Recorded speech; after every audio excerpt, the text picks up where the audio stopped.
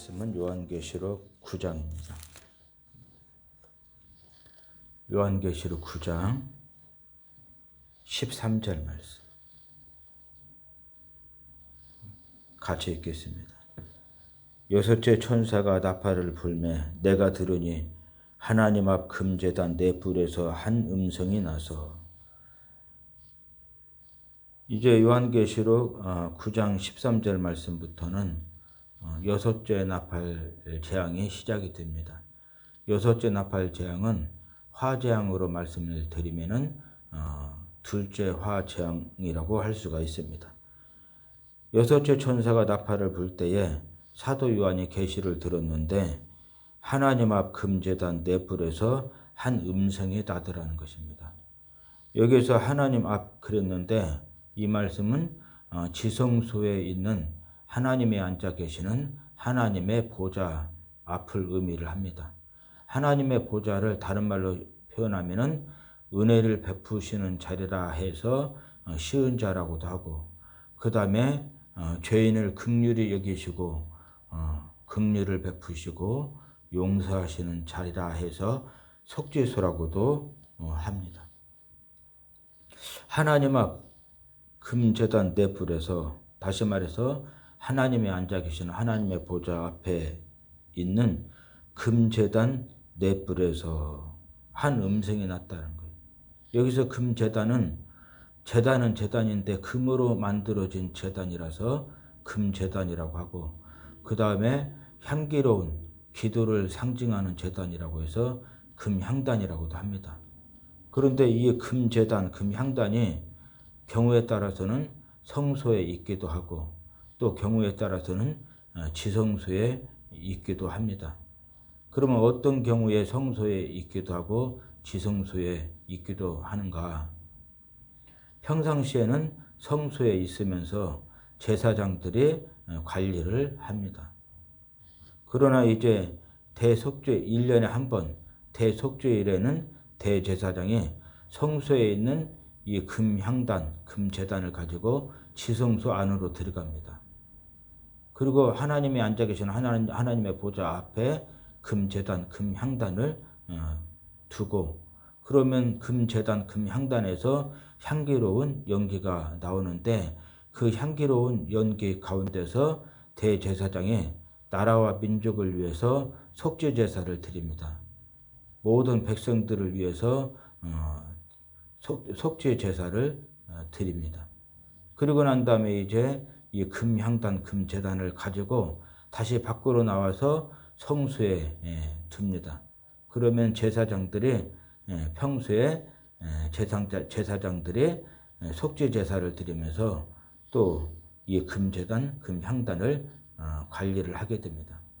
그 성경을 읽다 보면은 이 금제단, 금향단이 경우에 따라서는 성소에 있기도 하고, 그 다음에 또 경우에 따라서는 지성소에 있기도 하는데, 그때 성소에 있는 것은 평상시에 있는 것으로서 제사장들이 관리를 하고, 그 다음에 지성소에 있을 때는 1년에 한 번 대속죄일에 대제사장이 성소에 있는 금제단, 금향단을 가지고 지성소 안으로 들어가서 하나님이 앉아 계시는 하나님의 보좌 앞에 두고, 그 다음에 나라와 민족을 위해서 모든 백성들을 위해서 대속제사를 드릴 때 있는 것이구나. 이렇게 알고 있어야 성경을 해석하는데 바르게 해석을 할 수가 있고, 그런 그 바른 해석 위에서 바른 믿음 생활을 할 수가 있게 되는 것입니다. 지금 본문 말씀은 지성소에 있는 하나님이 앉아 계시는 하나님의 보좌 앞에 금제단이 있는 거예요. 금향단이 있는 겁니다.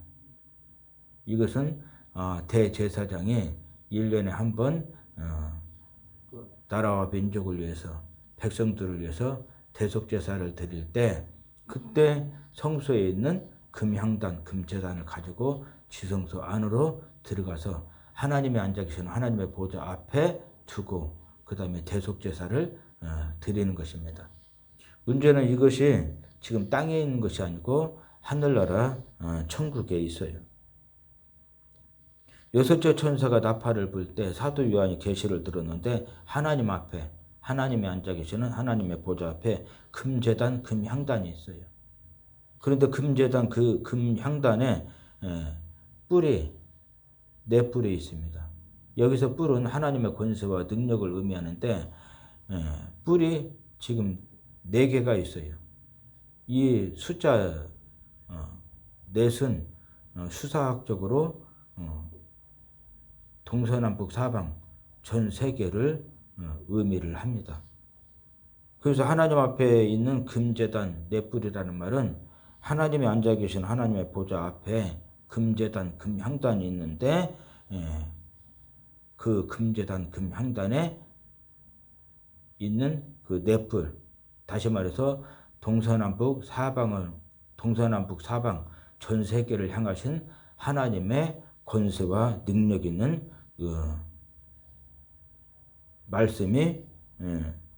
말씀의 음성이 났다는 거예요. 지금 사도 요한이 나팔 가진 여섯째 천사가 나팔을 불 때 계시를 들었는데 지성소에는 하나님이 앉아 계시는 하나님의 보좌 앞에 있는 금제단, 금향단 네 뿔, 다시 말해서 동서남북 사방 전 세계를 향하신 하나님의 권세 있는 음성, 하나님의 능력 있는 그 음성을 들었다는 것입니다. 그런데 그 내용이 어떤 내용이냐면 14절 말씀 같이 읽도록 하겠습니다. 나팔 가진 여섯째 천사에게 말하기를 큰 강 유브라데에 결박한 네 천사를 놓아주라 하며, 하나님께서 권세 있는 말씀, 능력 있는 말씀으로 말씀을 하시는데 나팔 가진 여섯째 천사에게 말씀을 하시더라는 거예요. 하나님 앞에는 그 일곱 나팔을 받아가지고 있는 일곱 천사들이 있어요. 그런데 그 가운데서 특히 나팔 가진 여섯째 천사에게 말씀을 하시고 지시를 하시고 명령을 하십니다. 그런데 그 말씀의 내용이 무엇이냐면은 큰 강 유브라데에 결박한 네 천사를 풀어주라는 것입니다.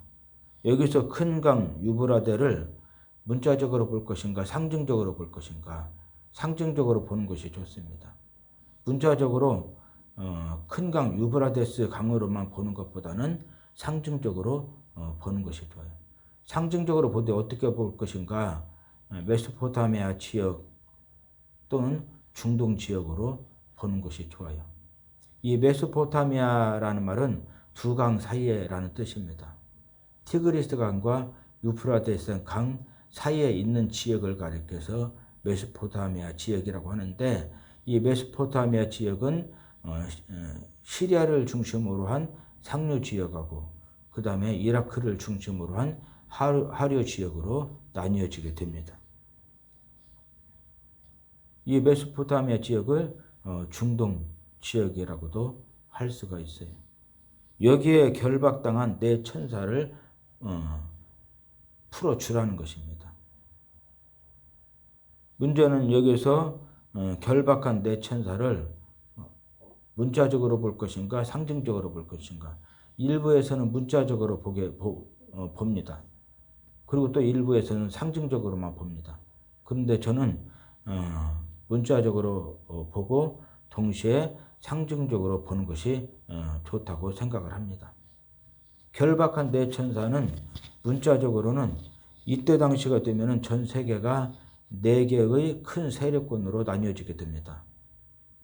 서방 세력과 서방 세력을 대표하는 통치자, 그리고 동방 세력과 동방 세력을 대표하는 통치자, 북방 세력과 북방 세력을 대표하는 통치자, 그 다음에 남방 세력과 남방 세력을 대표하는 통치자, 전 세계가 네 개의 큰 세력권으로 나뉘어지게 되고 그 지역들을 대표하는 통치자들이 나오게 됩니다. 그런데 그런 통치자들을 풀어주라는 거예요. 그 다음에 이제 또 상징적으로는 결박한 내 천사를 어떻게 볼 것인가? 타락한 천사들, 특히 전쟁을 주관하는 악한 영들, 귀신들로 보는 것이 좋습니다. 천사는 천사인데 천사라고 해서 다 똑같은 천사가 아닙니다. 하나님을 섬기는 하나님의 천사가 있고 그 다음에 타락한 천사들이 있어요. 본문 말씀에서는 타락한 천사들인데 특히 전쟁을 주관하는 악한 영들, 귀신들을 의미한다고 볼 수가 있습니다. 왜냐하면은 그 내 천사 앞에 결박한이라고 하는 형용사가 있기 때문에 이 천사들은 하나님을 섬기는 하나님의 천사가 아닙니다. 하나님을 섬기는 하나님의 천사는 결박을 당하지 않습니다. 지금 결박을 당한 천사들이에요. 이 천사들은 타락한 천사들이고 특히 전쟁을 주관하는 악한 영들, 귀신들이라고 할 수가 있습니다. 이런 그 결박한 내 천사들을 풀어주라는 거예요. 문자적으로는 이때 당시가 되면은 전 세계가 크게 4개의 세력권으로 나뉘어지게 돼요. 그 서방 세력과 서방 세력을 대표하는 통치자, 그 다음에 동방 세력과 동방 세력을 대표하는 통치자, 북방 세력과 북방 세력을 대표하는 통치자, 남방 세력과 남방 세력을 대표하는 통치자, 이렇게 크게 4개의 세력권으로 나뉘어지게 되고 그 다음에 그 세력권들을 대표하는 통치자들이 나오게 됩니다.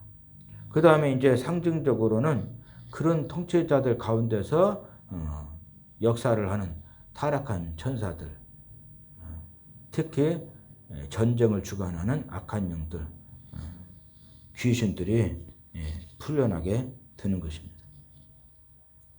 그 다음에 이제 15절 말씀 같이 읽도록 하겠습니다. 내 천사가 놓였으니 그들은 그년 월 일 시에 이르러 사람 3분의 1을 죽이기로 준비된 자들이더라. 내 천사가 풀려났다는 것입니다. 문자적으로는 전 세계가 크게 4개의 세력권으로 나뉘어지고 그 세력권들을 대표하는 통치자들과 그 다음에 상징적으로는 그런 통치자들 가운데서 역사하는 타락한 천사들, 특히 전쟁을 주관하는 악한 영들, 귀신들이 풀려나게 된 것입니다. 그리고 그들은 몇 년도, 몇 월, 며칠, 몇 시가 되면 사람 3분의 1을 죽이기로 준비된 자들이라는 거예요. 여기서 몇 년도, 몇 월, 며칠, 몇 시는 우리는 모릅니다. 그러나 하나님께서 정해놓으신 때입니다. 그래서 그년, 월, 일, 시라고 말씀을 하고 있는 거예요. 정관사의 수식을 받고 있어요. 우리는 모르지만 하나님께서 정하신 몇 년도, 몇 월, 며칠, 몇 시가 되면은 그러면은 사람 3분의 1을 죽이기로 준비된 자들이라는 거예요. 이때가 정확하게 언제인지는 모르지만은 7년 대환란 전 3년 반 때, 그것도 7인 재앙이 끝나고 7 나팔 재앙들 가운데서 특히 6째 나팔 재앙 때 이 일이 일어나게 됩니다. 그 다음에 이제 16절 말씀입니다. 16절 말씀. 마병대의 수는 2만만이니 내가 그들의 수를 들었노라. 지금 내 천사가 결박당한 내 천사들이 풀려났어요. 전 세계가 4개의 큰 세력권으로 나눠지게 되고 그 세력권들을 대표하는 그 통치자들이 있고 그 다음에 그 통치자들 가운데서 그 통치자들을 통해서 역사하는 타락한 천사들, 특히 전쟁을 주관하는 악한 영들, 귀신들이 있는데 그들이 지금 풀려나서 사람 3분, 하나님이 정하신 몇 년도, 몇 월, 며칠, 몇 시가 되면은 사람 3분의 1을 죽이기로 준비를 했다는 거예요. 그런데 사람 3분의 1이 이때 당시가 되면은 전 세계 인구가 얼마가 될지 모릅니다. 그러나 이제 이해를 돕기 위해서 현재 전 세계 인구가 약 60억이 넘는데 3분의 1이면은 20억이 넘는 사람들이 순식간에 죽게 되는 것이죠. 그렇게 전쟁을 통해서 20억이 넘는 사람들을 하나님이 정하신 몇 년도, 몇 월, 며칠, 몇 시가 되면 순식간에 죽일 수 있도록 준비된 자들인데 어떻게 준비되었느냐면은 16절 말씀에 보니까 마병대로 준비되어 있고 그 다음에 그 군대의 숫자는 2만만이라 2만 곱하기 만 하면은 2억입니다. 문자적으로 봐도 2억이고 상징적으로 보게 되면은 2만에다가 만 배를 곱하니까 수도 없이 많은 숫자를 의미한다고 볼 수가 있어요. 마병대의 수가 2만만이라는 거예요. 여기서 마병대는 2억이 넘는 군대가 무장한 그 무기를 의미한다고 볼 수가 있습니다. 아주 그 강력한 그 무기로 보는 것이 좋아요. 마병대의 수는 2만만이라 내가 그들의 수를 들었노라. 아주 강력한 무기로 무장된 군대가 2억이 넘는다는 거예요. 그러면서 내가 그들의 수를 들었노라. 사도 요한이 그들의 수를 들었다는 거예요. 이것은 강력한 무기로 무장한 군대의 수가 2억이 넘는다는 그 말씀에 대해서 다시 한번 강조를 한 것입니다. 확실하다는 얘기예요. 저도 한번 그 현재 전 세계 모든 나라들이 보유하고 있는 그 군대들에 대해서 한번 통계를 살펴봤어요. 통계를 살펴봤는데 그 현역 군인들뿐만 아니라 예비 병력까지 합치게 되면은 2억이 넘더라고요.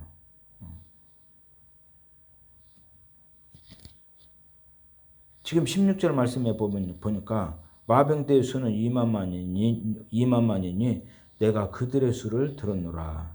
강력한 무기로 무장한 군대가 2억이 넘는데 내가 그들의 수를 들었다는 거예요. 강조하는 것입니다.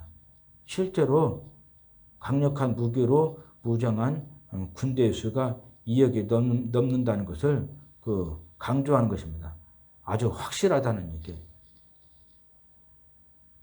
무슨 군대가 이렇게 2억이 넘을 수가 있겠는가 의심하는 사람들도 많이 있을 거예요. 그런데 내가 그들의 수를 들었노라. 이건 강력한 무기로 무장한 군대의 수가 2억이 넘는다는 것을 강조를 하는 것입니다. 확실하다는 얘기예요. 믿어지지 않을지 몰라도 그래서 강조를 하고 확실하다고 하고 있는 거예요. 그 다음에 이제 17절 말씀입니다. 17절 말씀 같이 읽겠습니다. 이 같은 환상 가운데 그 말들과 그 위에 탄 자들을 보니 불빛과 자줏빛과 유황빛 호심경이 있고 또 말들에 버리는 사자벌이 같고 그 입에서는 불과 연기와 유황이 나오더라. 이 같은 환상 가운데 지금 사도 요한이 계시를 보고 계시를 듣는데 어떻게 보고 듣습니까? 성령의 충만함을 받고 그 다음에 성령의 도우심 가운데서 사도 요한의 육신은 땅에 있어요. 반모섬에 있습니다. 그러면서 사도 요한이 환상으로 지금 계시를 보고 듣는 거예요.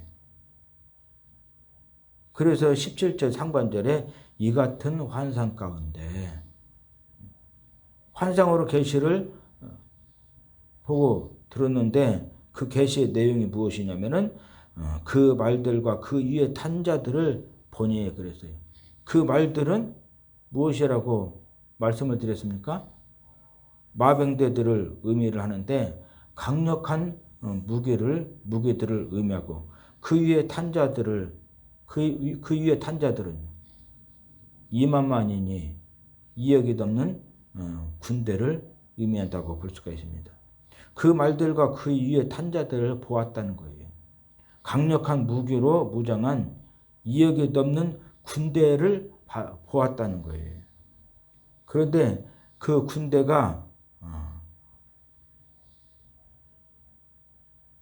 지금 불빛과 자줏빛과 유황빛 호심경이 있더라는 거예요. 여기서 호심경은 가슴, 다시 말하면은 흉배를 보호하는 방어용 무기를 의미를 합니다. 그런데 가슴, 다시 말하면 흉배를 보호하는 방어용 무기인데 그것이 불빛과 그 다음에 자줏빛, 짙은 청색을 의미합니다. 그 다음에 유황빛, 황금빛을 의미를 합니다. 불빛과 자줏빛과 유황빛 호심경이 있더라는 거예요. 이것은 어떠한 공격력으로도 쓰러뜨릴 수 없을 정도로 강력한 방어력으로 무장된 군대라는 의미로 볼 수가 있습니다. 그 다음에 또 말들의 머리는 사자 머리 같고 그 입에서는 불과 연기와 유황이 나오더라. 말들의 머리는 사자 머리 같고 이 마병대가 그 말들이 2억이 넘는 군대들이 무장한 무기들을 의미를 하는데 말들의 머리는 사자 머리 같다는 거예요. 그래서 그 입에서 불과 연기와 유황이 나오더라는 거예요.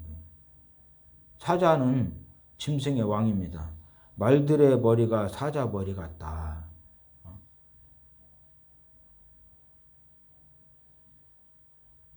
그런데 그 입에서는 불과 연기와 유황이 나오더라.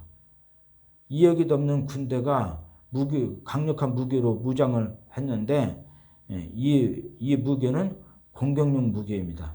공격용 무기인데 특히 대량 살상용 무기로서 핵무기를 의미한다고 볼 수가 있습니다. 그 다음에 이제 18절 말씀입니다. 이 세 재앙 곧 자기들의 입에서 나오는 불과 연기와 유황으로 말미암아 사람 3분의 1이 죽임을 당하니라. 이 세 재앙 곧 자기들의 입에서 나오는 불과 연기와 유황으로 말미암아.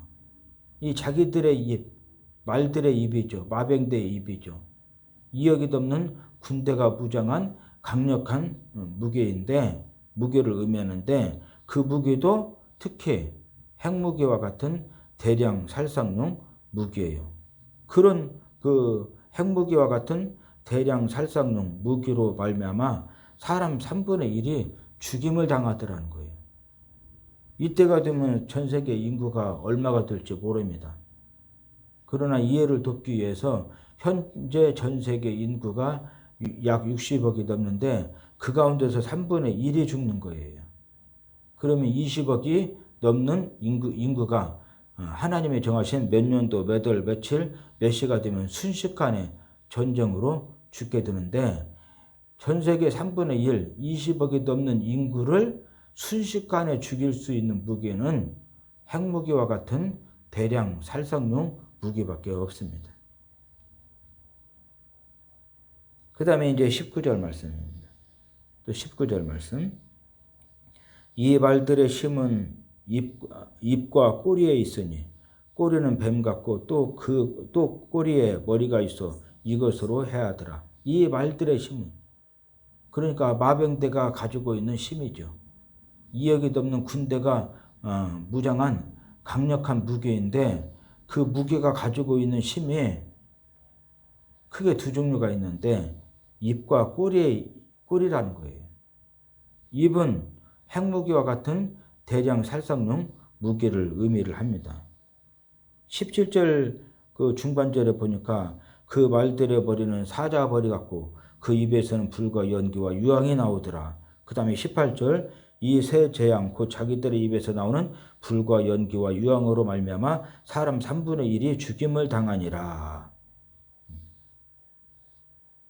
그래서 19절 말씀에 이 말들의 심은 입과 꼬리에 있는데 여기에서 입은 이역이 없는 군대가 무장한 강력한 그 무기를 의미하는데 특히 공격용 무기로서 핵무기처럼 대량 살상용 무기를 의미한다고 볼 수가 있습니다. 그 다음에 이제 그 꼬리는 재래식 무기를 의미한다고 볼 수가 있어요. 재래식 무기인데 꼬리는 뱀 같고 그랬어요. 이 말은 무슨 말이냐면 뱀이 깁니다. 그것처럼 재래식 무기가 수도 없이 많이 있다는 것을 의미한다고 볼 수가 있어요. 그 다음에 또 꼬리에 머리가 있어 이것으로 해야 하더라. 재래식 무기가 머리가 있다는 거예요. 이게 무슨 말이냐면 재래식 무기가 과학기술의 발달로 말미암아 인공지능형 재래식 무기라는 거예요. 그래서 인공지능형 재래식 무기라서 그 무기가 스스로 생각하고 결정해서 사람을 해칠 수 있는 그 힘이 있다는 거예요. 이렇게 지금 이역이 없는 군대가 무장한 강력한 그 무기가 특히 공격용 무기인데 그 공격용 무기도 크게 두 종류의 두 종류의 힘이 있는데 그게 무엇이냐면은 핵무기와 같은 대량 살상용 무기하고 그 다음에 재래식 수도 없이 많은 재래식 무기입니다. 그런데 이 수도 없이 많은 재래식 무기도 인공지능형 무기로서 스스로 생각하고 결정해서 사람을 해칠 수 있는 힘이 있는 그런 무기입니다. 그런 무기로 지금 이역이 없는 군대가 무장을 하고 있다는 거예요. 그 다음에 이제 20절 말씀입니다.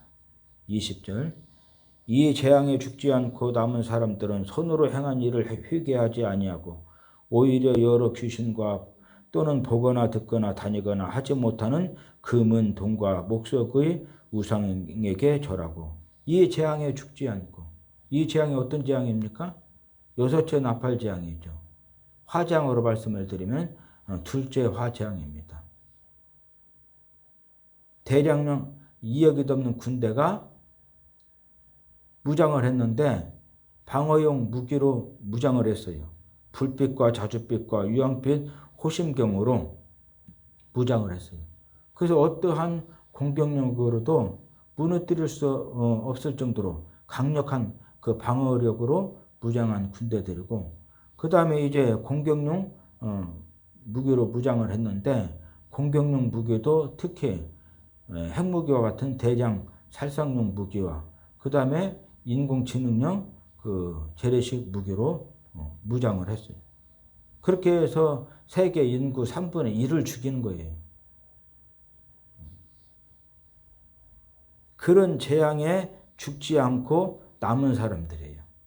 이 남은 사람들을 가리켜서 렘넌트, 남은 자들이라고 하는데 문제는 남은 자들이라고 해서 다 똑같은 남은 자들이 아닙니다. 경우에 따라서는 많은 탄압과 미혹 가운데서 끝까지 믿음을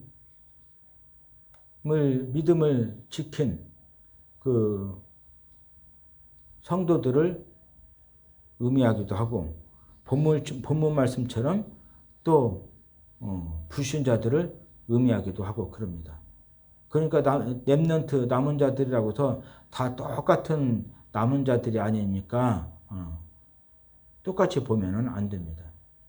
경우에 따라서는 전후 문맥을 가지고 보면은 많은 환난과 탄압 가운데서도 끝까지 믿음 지키고 남은 믿음 지킨 그 성도들을 의미하는 경우가 있고, 이렇게 전후 문맥을 가지고 보면은 불신자들을 의미하는 경우도 있고, 그러니까 남은 자들이 나왔을 때, 렘넌트가 나왔을 때 남은 자들이라고 해서 다 똑같은 자들이 아니니까 전후 문맥을 가지고 성도들을 의미한다, 불신자들을 의미한다, 이게 분별을 해서 성경을 해석을 하고, 그래야만 이제 그 위에서 바른 믿음 생활을 할 수가 있게 되는 것입니다. 이 재앙에 죽지 않고 남은 사람들, 여섯째 나팔 재앙에 죽지 않고, 화재앙으로 말씀을 드리면 둘째 화재앙에 죽지 않고 남은 자들이에요. 이 남은 자들인데 렘넌트들인데 성도들이 아니고 여기에서는 불신자들입니다. 세계 인구 3분의 1이 죽는 거예요. 예를 들어서 현재 60억이 넘는데 그 가운데서 20억이 넘는 사람들이 죽게 되는 거예요. 그리고 이제 그 남은 사람들인데 이 남은 자들이 성도들이 아니고 본문 말씀에서는 불신자들을 의미를 합니다. 그 이유가 무엇입니까? 그 뒤에 보니까 손으로 행한 일을 회개하지 아니하고 오히려 여러 귀신과 또는 보거나 듣거나 다니거나 하지 못하는 금은 동과 목석의 우상에게 절을 하더라. 불신자들을 의미를 합니다. 불신자들을 의미하는데 손으로 행한 일들을 회개하지 아니하고 그랬어요. 여기서 손으로 행한 일들 그랬어요. 그런데 the works입니다. the works of their hands. 그러니까 일들은 일들인데 the works예요.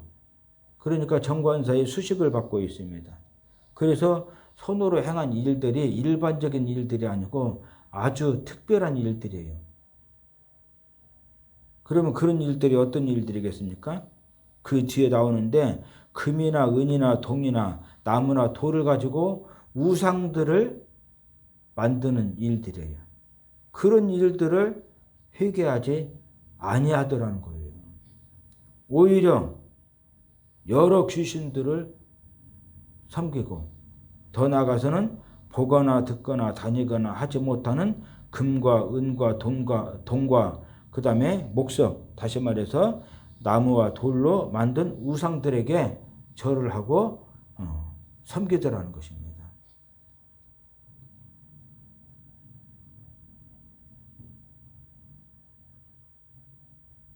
이것은 죄는 죄인데 하나님과의 관계에서 범하는 신앙적이고 영적인 죄라고 할 수가 있어요. 하나님께서 우리 인간들을 지으신 목적은 내가 내 백성을 지은 이유는 내 백성으로 하여금 찬송을 받기 위함이라 그랬어요. 하나님께서 우리 인간들을 창조하신 이유는 우리 인간들을 통해서 찬송을 받으시고 예배를 받으시고 섬김을 받으시기 위해서 하나님께서 우리 인간들을 창조를 하신 것입니다. 그런데 우리 인간들이 하나님을 버리고 하나님을 떠나서 지금 많은 귀신들을 섬기고 그 다음에 또 보거나 듣거나 다니거나 하지 못하는 금과 은과 동과 나무와 돌로 만든 우상에게 절을 하고 우상 숭배를 하고 있어요. 이것은 죄는 죄인데 하나님과의 관계에서 범하는 신앙적이고 영적인 죄라고 할 수가 있습니다. 그런데 이제 여기서 참고로 귀신과 우상의 차이에 대해서 말씀을 좀 드리겠습니다. 귀신과 우상은 같은 것 같지만은 같지 않아요. 다른 존재들입니다. 귀신들은 하나님께서 창조를 하셨어요. 일부에서는 사람이 그 믿음 생활을 잘못하고 죽게 되면은 120세를 채우지 못하고 죽게 되면은 귀신이 든다고 그렇게 주장하는 분들도 있는데 하나님의 말씀 성경과 다른 주장입니다. 성경적이지 않아요. 귀신은 어떤 존재냐면은 사람이 죽어서 귀신이 되는 게 아니고 귀신은 하나님께서 천사들을 창조하셨습니다. 그런데 그 천사들 가운데서 루시퍼 천사장과 루시퍼 천사장을 따르는 천사들이 있는데 그런 천사들이 타락을 하고 하늘나라 천국에서 세상으로 쫓겨나게 된 것입니다. 그리고 루시퍼 천사장은 사단 그 마귀로 불려지게 되었고 그 다음에 루시퍼 천사장을 따르는 천사들, 타락한 천사들은 악한 영들, 더러운 영들, 귀신들로 불려지게 된 것입니다. 그래서 귀신은 귀신이고 사람은 사람이에요. 하나님께서 천사를 지으셨는데 그 천사들 가운데 일부가 타락을 해서 사단 마귀가 되고 악한 영, 더러운 영, 귀신들이 된 것입니다. 그리고 하나님께서 사람은 사람대로 또 창조를 하신 것입니다. 문제는 이 사단 마귀나 악한 영들, 귀신, 더러운 영들, 귀신들은 영적인 존재들이기 때문에 볼 수가 있어요. 들을 수가 있습니다. 그 다음에 말할 수가 있습니다. 그 다음에 돌아다니고 실제로 역사를 할 수가 있습니다. 그래서 우리가 귀신을 두려워할 필요도 없지만은 그렇다고 해서 귀신의 존재를 부인하고 무시해서도 안 됩니다. 우리는 예수 안에 있기 때문에 성령이 함께하고 계시기 때문에 귀신을 두려워할 필요가 없어요. 우리는 예수님의 이름으로 귀신들과 싸워서 예수님의 이름으로 귀신들을 물리치고 날마다 승리하는 삶을 살 수가 있습니다. 문제는 귀신을 필요 이상으로 두려워할 필요도 없지만은 그렇다고 해서 귀신의 존재를 부인하거나 무시해서도 안 됩니다. 귀신들은 실제로 돌아다닐 수가 있어요. 역사할 수가 있습니다. 그리고 질병으로 때릴 수도 있고 그 다음에 물질로 때릴 수도 있고 그 다음에 사망으로 칠 수도 있어요.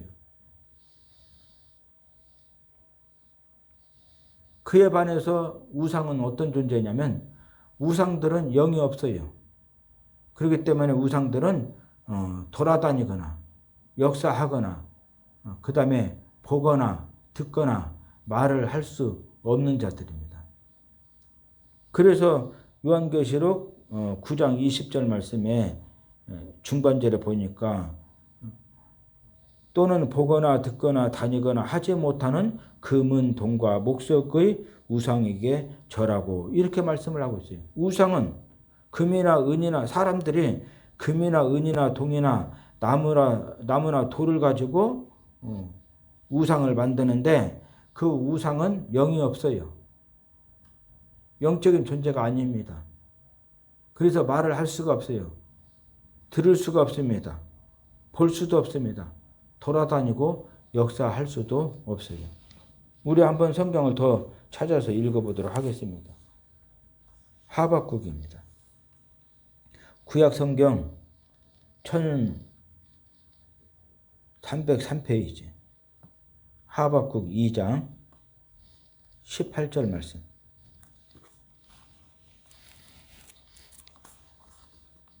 같이 읽겠습니다. 새긴 우상은 그 새겨 만든 자에게 무엇이 유익하겠느냐? 부어 만든 우상은 거짓 스승이라. 만든 자가 이 말하지 못하는 우상을 의지하니 무엇이 유익하겠느냐? 귀신과 우상은 서로 달라요. 귀신은 하나님께서 천사들을 창조하셨는데 그 천사들 가운데 일부가 타락을 해서 사단 마귀가 되었고 그 다음에 악한 영, 더러운 영, 귀신들이 된 것입니다. 그런데 이제 우상은 하나님께서 만드신 것이 아니에요.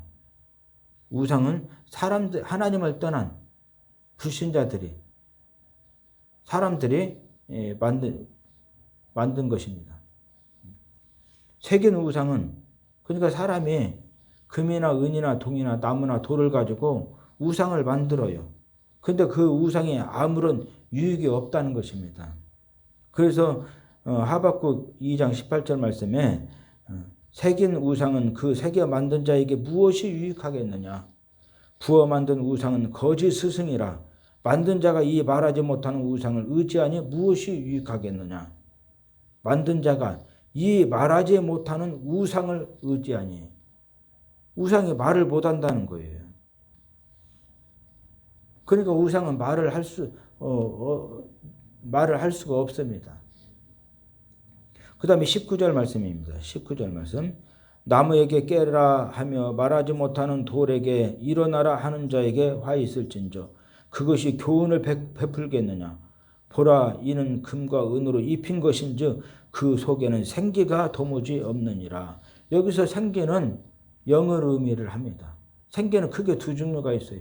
하나님의 생기가 있어요. 하나님의 영 성령이 있습니다. 그 다음에 또 사단 마귀의 생기가 있어요. 사단 마귀의 영이 있습니다. 지금 우상은 생기가 없다는 거예요. 다시 말해서 하나님의 영도 없고 사단 마귀의 영도 없고 그러니까 영적인 존재가 아니라는 것입니다. 사람이 그냥 금이나 은이나 동이나 나무나 돌을 가지고 만든 것이 우상이에요. 그래서 그 우상 속에는 영이 없기 때문에 생기가 없기 때문에 그 우상은 영적인 존재가 아니기 때문에 돌아다닐 수가 없어요. 볼 수가 없습니다. 말할 수가 없습니다. 교훈이 없어요. 교훈을 베풀 수가 없습니다. 그리고 역사할 수가 없어요. 그래서 아무런 유익이 없는 것입니다. 다시 요한계시록 9장 20절로 돌아가서 여섯째 나팔재앙, 화재앙으로 말씀드리자면 둘째 화재앙에 죽지 않고 남은 사람들이 이 사람들이 어떤 사람들이냐면 불신자들입니다. 그 이유가 무엇이냐면 손으로 행한 일들을 회개하지 않더라는 거예요. 그런데 손으로 행한 일들이 무엇이냐면은 The works of their hands. 손으로 행한 일들이 지금 정관사의 수식을 받고 있습니다. 아주 특별한 일들이에요. 일반적인 일들이 아니고 특별한 일들입니다. 특별한 일들인데 그 일들이 금이나 은이나 동이나 나무나 돌을 가지고 우상들을 만드는 일들이에요. 그런 일들을 회개하지 않고 오히려 많은 귀신들과 더 나아가서는 우상들을 만들고 그런 우상들을 섬기고 절을 하더라는 거예요. 그렇게 해서 하나님과의 관계에서 신앙적이고 영적인 죄를 계속 범하는 거예요. 그 다음에 이제 21절 말씀입니다. 또 그 살인과 복술과 음행과 도둑질을 회개하지 아니하더라. 그 다음에 사람들과의 관계에서 윤리적이고 도덕적인 죄를 계속 범하더라는 것입니다. 살인을 하고 복술, 거짓으로 미혹하고 속이는 일을 의미합니다. 거짓으로 남을 미혹하고 속여서 넘어뜨리는 그런 일들을 가리켜서 복술이라고 하는 거예요. 그런 일들과 그 다음에 음행과 도둑질을 회개하지 않고 계속 범하더라는 것입니다.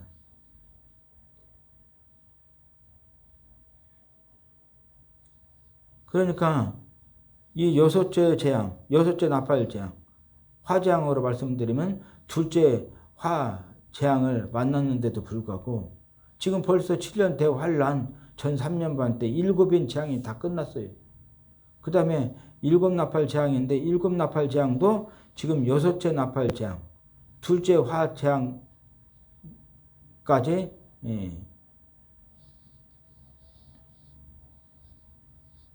만났습니다. 그런데도 불구하고 깨닫지 못하고 여전히 하나님과의 관계에서 신앙적이고 영적인 죄를 계속 범하고 있고 그 다음에 사람들과의 관계에서 윤리적이고 도덕적인 죄들을 계속 범하고 있습니다.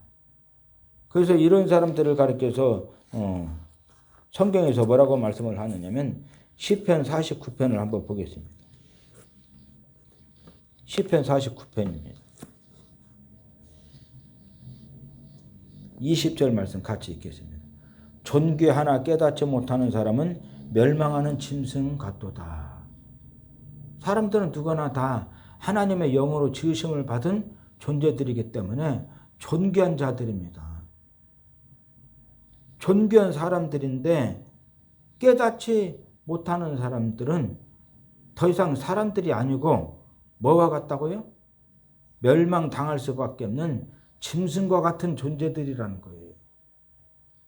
7년 대환란 전 3년 반 때 7인 재앙 심판들을 만났어요. 그 다음에 7나팔 재앙 심판들을 만났는데 첫째 나팔 재앙부터 여섯째 나팔 재앙까지 여섯째 나팔 재앙 심판까지 만났어요. 이렇게 재앙 심판들을 만나고 있는데도 불구하고 전혀 깨닫지 못하고 깨달음이 없어요. 회개하지 않습니다. 계속적으로 많은 귀신들과 그 다음에 듣거나 보거나 말하거나 역사하지 못하는 우상들을 만들어 놓고 그것들에게 절하면서 그것들을 섬기는 일을 하고 있어요. 하나님과의 관계에서 범하는 신앙적이고 영적인 죄들을 계속 범하는 것입니다. 더 나아가서는 사람들과의 관계에서 윤리적이고 도덕적인 죄를 계속적으로 범하는 것입니다. 이런 사람들은 하나님의 영으로 지으심을 받은 사람들이기 때문에 존귀한 사람들이지만은 많은 재앙 심판들을 만났는데도 불구하고 깨닫지 못하고 회개하지 않고 끝까지 하나님과의 관계에서 신앙적이고 영적인 죄를 범하고 사람들과의 관계에서 윤리적이고 도덕적인 죄를 범하고 이런 사람들은 사람들이 아니라는 거예요. 멸망당할 수밖에 없는 짐승과 같은 존재들이라는 것입니다. 결국에는 죽고 멸망당하고 그 다음에 하나님의 대심판대 앞에 서서 죄의 책들에 기록된 행위대로 일일이 심판받고 불과 유황이 타는 지옥 불못에 던져져서 영원한 지옥 심판을 받을 수밖에 없는 짐승과 같은 존재들이라는 것입니다. 기도하겠습니다.